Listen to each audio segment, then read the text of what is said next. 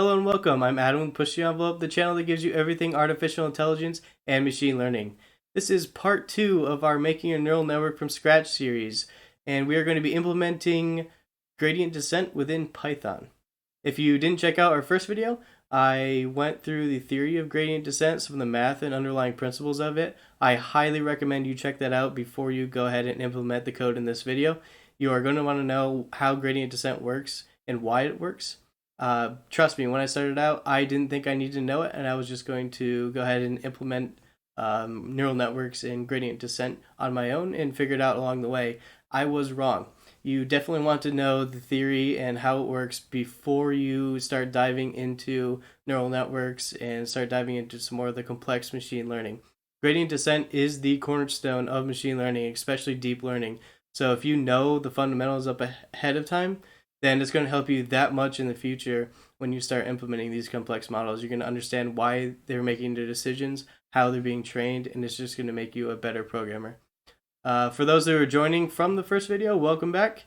And today we are going to go ahead and implement everything we did in the last video in Python. So let's go ahead and get started. All right, swapping over to the Jupyter Notebook.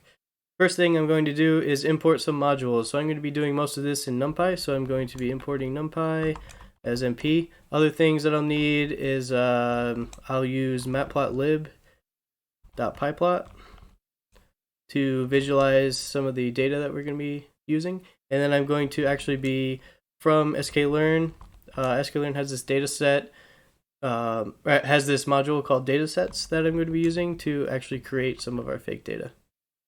So I will import all of those. And if you haven't used any of these modules, I actually have tutorials on all 3 of these in my channel under the packages and tooling series. Definitely check those out. They're all for beginners, so they're fairly easy, but they go pretty in depth on what you can do with each of these packages. And we're going to go ahead and obviously the first thing we need to do is we need to find some data, make some data. So I'm going to make a new variable called data. And that datasets module I just imported has a function called makeMoons. And it requires us to input how many samples we want. So I'm going to say 100 samples just for now. And I'm going to pass another thing in here, and that's going to be random state. And I'm just going to set that to 1. So I'm going to try to make this every time that I execute it, I want these same values so that you can repeat what I'm doing here and you can get the same answers and same data sets that I'm getting. So anytime I use random values or things that have some randomness built into them, I am going to try to fix that randomness so that this can be repeated. So makeMoons kind of sounds like a weird function. So I'm just going to kind of show you what it looks like. And it's pretty intuitive once you see what the data actually looks like. So I'm going to use pyplot to plot some of this data. Now the data comes with x and y values. So x is the very first set of values in the array, and it's going to have a few features with it. So I actually need to transpose the data, and I want the x values to be the very first feature. And I'm going to do actually the same exact thing for the y-axis, except for I'm going to take the second feature. So I'm mapping feature 1 by feature 2. And then I want to change the color to be whatever the classes are. So that would be data at 1. So I can do a plt.show. And you can see makeMoons makes these like crescent shapes. Purple is class 0, yellow is class 1. So now that we have data, we can go ahead and move forward. And we're just going to go ahead and define our gradient descent function. All right, and gradient descent is going to be looking for our x values and our y values. And for now, I'm just going to do a pass, and we'll just get this call function in here. All right, so for the x values, that's going to be data at 0. And for the y values, that's going to be data at 1. Okay. Now, as I mentioned, the x variable has two features inside of it. So within this function, I'm actually just going to decompose x a little bit. And if you remember from the last video, there were two features, x1 and x2, that map to a single output. So I'm going to make the x1 and x2 variables right now. And that is going to be equal to the transposed x array that we just sent. And it's going to be equal to the first feature. And x2 is going to be the same thing, except it's going to be the second feature. Okay. Now that I have our data, we can go ahead and initialize our weights. So we're going to have weight 1 and weight 2. Let me just back that up. So I will go ahead and initialize them to random variables. So I'm going to use np.random.randn, and I'm just going to say I need 1. So that's going to give us a random value for our first weight. And as I said, every time I use random, I'm going to fix that. So I'm going to use random.seed. And this just automatically sets the seed for the random number generator to 1. I'm going to copy this and use it to create the second weight. However, while I could leave this as the same value, if I ran this right now, W1 and W2 would have the same exact random value. I'm going to actually go ahead and change this so they have two different values. It's up to you. You could even set these to an integer if you wanted. I'm just choosing to go random. And now the last thing we had, if you remember, was the bias. So I'm going to call that B. I'm going to actually just fix that to 0. So we have our weights initialized and our bias initialized. And we can go ahead and get to that training process of feed forwarding and backpropagating. Another thing that I need to pass into this function is the amount of epochs I want to train for. And if you remember, epochs is one pass through your data for the training cycle. So I'm going to say I'm going to default the epochs to just 1. But down here, I'm actually going to pass in 100. So we're going to be training this for 100 epochs. Now, I can go ahead and make a for loop. So for epoch in range epochs. So we're going to go through one by one through each of these epochs. We are going to take the first part of our network. So if you remember, the first part of our network was mapping all of the inputs with their weights and adding the bias. And we're going to call that Z. And what that boils down to is we are going to take W1 times X1 plus W2 times X2 plus our bias. And that's it. That's the first half of our network, as you remember from the last video.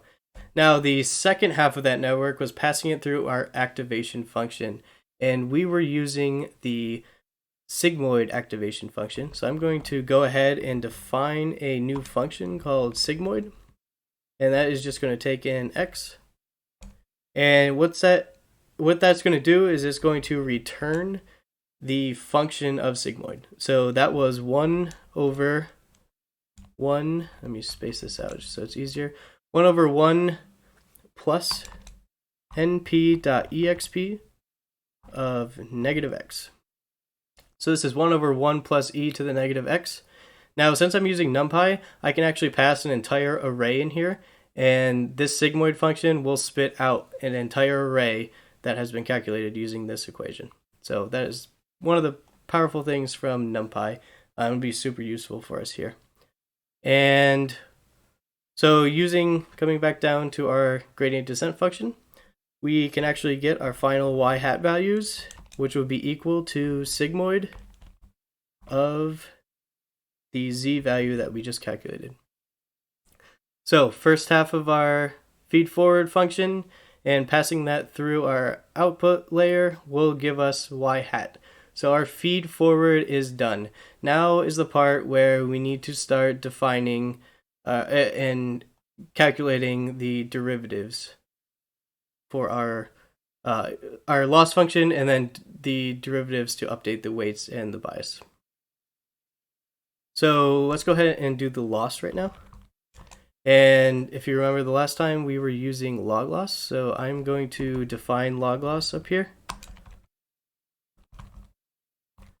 And this is going to take in the true values of y and the predicted values of y. So y and y hat. And one of the problems is you may get zeros and ones in your data, and those are like the upper and lower limits of what you can predict, and they don't go nicely when you do this, so you kind of want to correct for that a little. And one way to do that is define some epsilon value, and I'm going to make that equal to some really small value, so 1e to the negative 15. Okay, so super small value.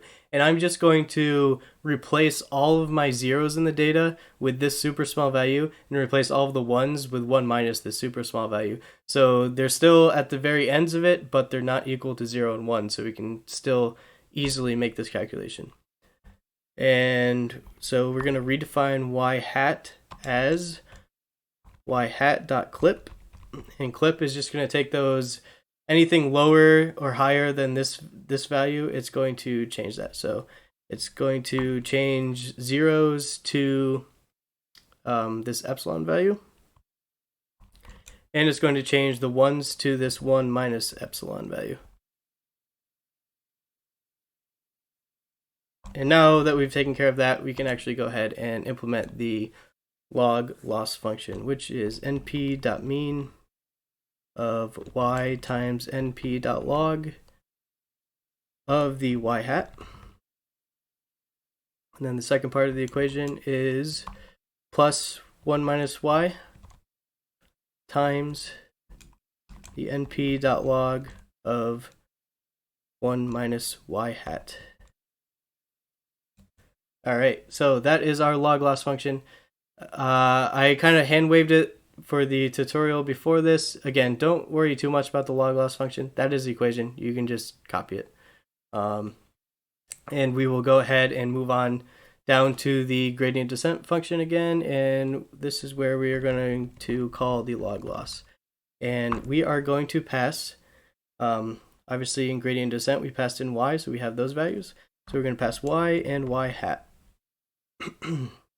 This is going to give us our loss value. Okay. All right, now we have the loss, and actually I'm going to go ahead and start keeping track of these losses as I'm training the model, because we'll be able to see if the model is behaving properly. So I'm just going to make a dictionary to store all of them in. And right here, I'm just going to start appending values after every iteration. So I'm going to use the key as whatever epoch we're on, and I'm going to set that equal to our loss. All right, now we can get into making some of our derivatives. So if you remember, a lot of the equations take the difference between the predicted and the actual values. So I'm just going to define that as a new variable, just make it a little bit easier. And it's going to be y hat minus y. Okay. And we will now make the derivative with respect to weight 1. So this is going to be equal to, if you remember, it's the x1 times that difference that we just made. And then we are going to take the mean of that to give our derivative. Okay, taking that and copying that, we can make weight 2. And we're going to change this so that it's x2. So weight 1 and weight 2 are very similar. It's just the inputs are the different features. And lastly, for the bias, we're just going to take the mean of the difference. Okay. I actually don't need these parentheses here. All right, so now we have our derivatives, and the last thing we need to do is we need to update our weights and biases. So weight 1, which we had defined up top, it's going to be equal to the weight 1 minus the learning rate times the derivative. I'm going to use minus equals, and I'm just going to subtract the learning rate. Now we haven't defined the learning rate yet. I'm actually just going to, again, pass that as another variable for this function. I'm going to call it LR. I'm going to set the default to 0.1, and I'm going to come down here, and I'm also just going to pass 0.1. And we are going to take that, so LR times, and now we're doing weight 1, so it would be the derivative with respect to weight 1. And if I copy this, it's going to be the same for weight 2, except we have to change which derivative we're using, and once again, it's going to be the same for the bias. Okay, so we have fed the data forward and gotten our y-hat results. We've calculated the loss from what we predicted. We went ahead and got the derivatives, and now we are backpropping that through the network to update our weights and our biases. Last thing I'm going to put in here is every now and then I kind of want a message to see how well we are training and fitting to the data. So I'm going to say if epoch, I'm going to say if epoch plus 1 since we're starting at 0.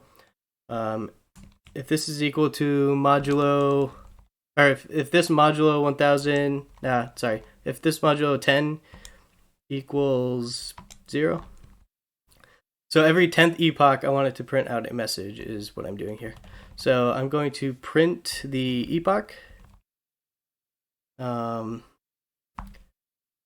that is the epoch.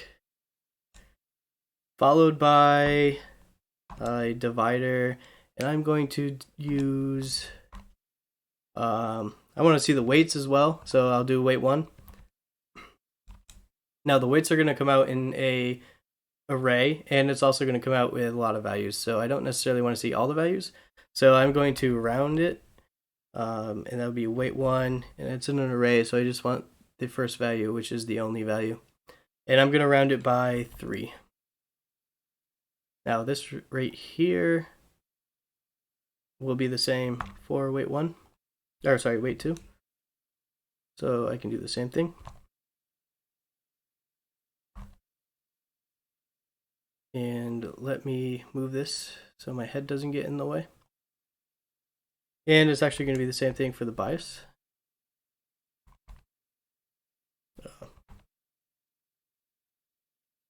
Except for the bias will be a single value. And the last thing I'll do, what else should I print out? I can print out the loss, I guess. So I will do one more for the loss.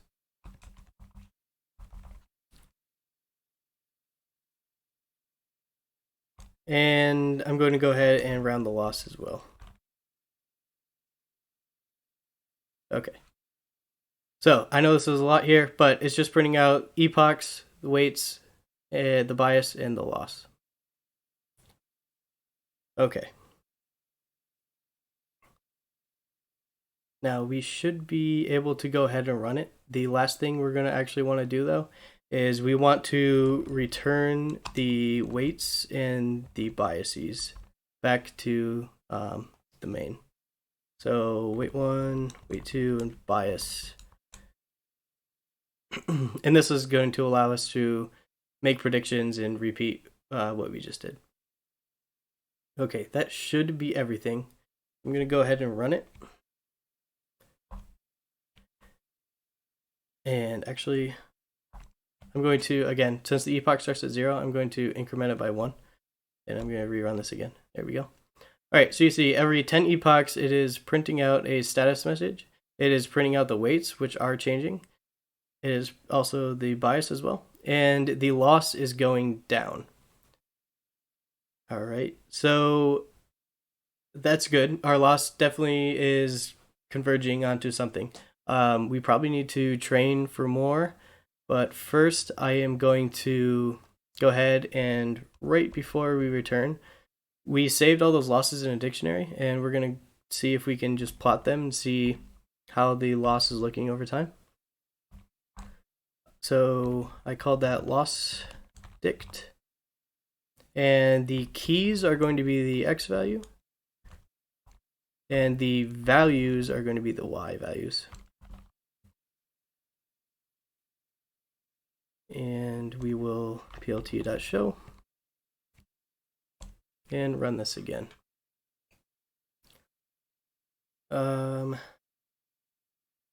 Oops, I did a double dot values here for some reason. Okay, and as you can see, we have this curve, which is what the loss function should look like, and it's still going down fairly significantly, so we do need to add more epochs. So I'm going to bump this up to 10,000, and I'm going to display every 1,000 that message, just so we don't get bombarded with messages. And we are going to go ahead and run that. And there we go. You can see this is what the loss function should look like, and it looks fairly good. So now we could have stopped it somewhere back here, but this is a good view of the loss function. So as you can see, we have trained it, and it seems to be fitting to the data. Now we want to know how well are we predicting. So we can actually go ahead and make a new function called predict. And that is going to take in some x values. Now, when we predict it, what are we doing? Well, we're feeding the data forward, and we already had that defined as the very first thing we did within the training cycle. So this right here is giving us our predictions. Y hat is our predictions. So we can actually go ahead and just copy this, come down here. Now, the difference between predicting and fitting is we're not doing backprop. So whatever y hat is our predictions, and we stop there. So W1, W2, and bias we actually returned back here. And now we need to get the x1 and x2. So I am actually just going to change this to be back to the data structure, which we need to transpose and then take the first feature and the second feature. Okay. And once we do that, we can actually just return y hat, and I'm going to do a dot round. So y hat is going to come up with values from 0 to 1. It's going to be a whole bunch of different decimal values. I want to round those to be the classes, so I want it only to be zeros or ones. So round is just going to take care of that for me. And if I make some data in an array, okay, and maybe I want to predict negative 0.5 by 0.6.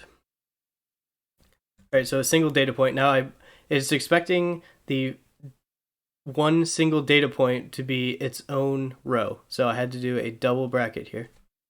But I can go ahead and predict x. And I didn't use np. So np.array, that's what I was forgetting there.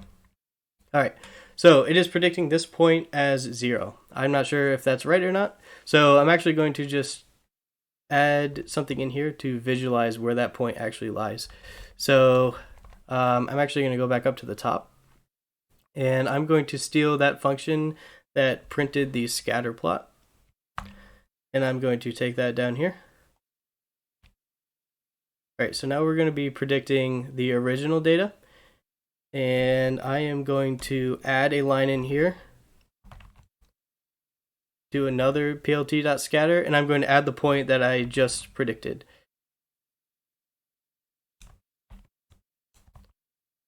Okay, and I'm going to change the color to red just so we can see where it actually is. Now if I run this again, okay, you can see the data point is here, and I predicted it as a 0. So the 0 was the purple class, and if I were to guess, yeah, I would predict it as the purple class as well. And I can add some more in here just to see other areas how it's behaving. So I can say 1.5 and negative 0.2 as another one, and we'll just go 0.5 and 0.2 as a last one. All right, so throwing all those in there, now you can see we have fairly good idea of left, right bounds, and the middle. All right, so the leftmost one was the first one I put through, and that value was 0, so it was predicting purple, which I would say is fairly accurate. The next one was actually this value on the right, and that predicted 1, which is the yellow class, which I would say is, yep, that's what I was predicting too. Now in the middle, that's more ambiguous. In this case, it predicted a 1. We would have to see more data to figure out if that was correct or not. But overall, our model has fit to the data, and it's looking very well for predictions. So we are going to actually go ahead and stop here. That's about all we can do for gradient descent before we move on to the more complex neural network. All right, so now that we've implemented gradient descent within our notebook, we're going to go ahead and in the next video look at implementing a neural network. So taking this one step farther. And that's going to be a shallow neural network. We're going to add a hidden layer, a whole bunch of different neurons, and we're going to see if we can get the same results and maybe a little bit of a harder problem. So stay tuned for that. If you got anything out of this, definitely like this video and subscribe to the channel for more content like that. But I will see you in the next video. Thanks.